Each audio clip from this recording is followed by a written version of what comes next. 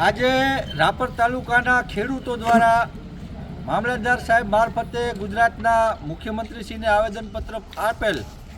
કે હાલે વાગડ વિસ્તારમાં અને ખાસ કરીને આખા રાપર તાલુકામાં રિલાયન્સ કંપનીની જેવી વીજ લાઇનનો પસાર થવાનો જે પ્રોજેક્ટને મંજૂરી આપી છે, આ પ્રોજેક્ટ ખેડૂતોને કોઈ પણ પ્રકારનું હજી સુધી વળતરનો ભાવતાલ નક્કી કર્યા વગર કામ ચાલુ કરી દીધું છે અને ખેડૂતોને આની જાણ નથી કે ખેડૂતોને કેટલું વળતર મળશે। હાલે તો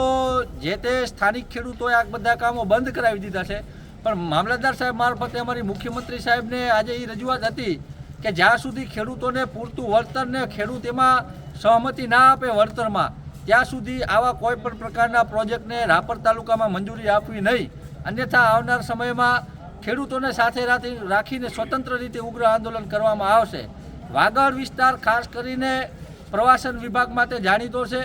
અહીંયા રાષ્ટ્રીય પક્ષી મોરોનો રહેણાંક વિસ્તાર છે અને હજારો પ્રજાતિના પક્ષીઓ બીજા પણ અહીંયા મહેમાનો બને છે। આવા પ્રોજેક્ટના લીધે ભૂતકાળમાં પણ આ વાગડ પંથકમાં લાખો સુરખાબોના મૃત્યુ થયા હતા, ત્યારે પણ એ વીજ લાઈનો કઢાવી હતી, ફરીથી આવા પ્રોજેક્ટને મંજૂરી આપે છે। આ ખેતીને તો નુકસાન છે જ,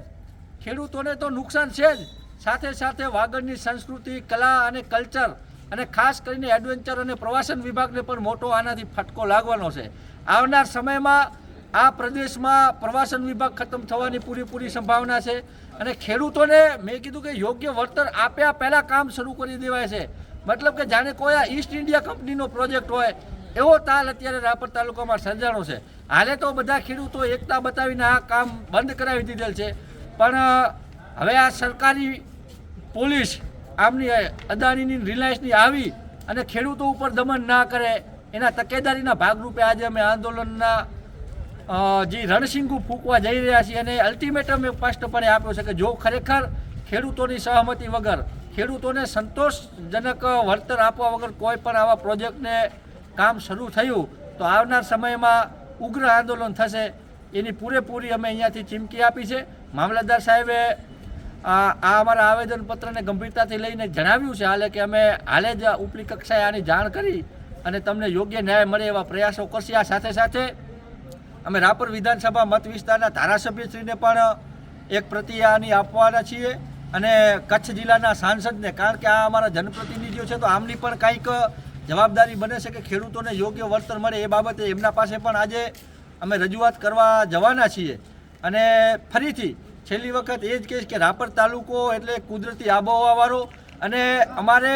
રિલાયન્સના એવા 2-5 લાખ રૂપિયા વળતરની જરૂર નથી। આ તાલુકો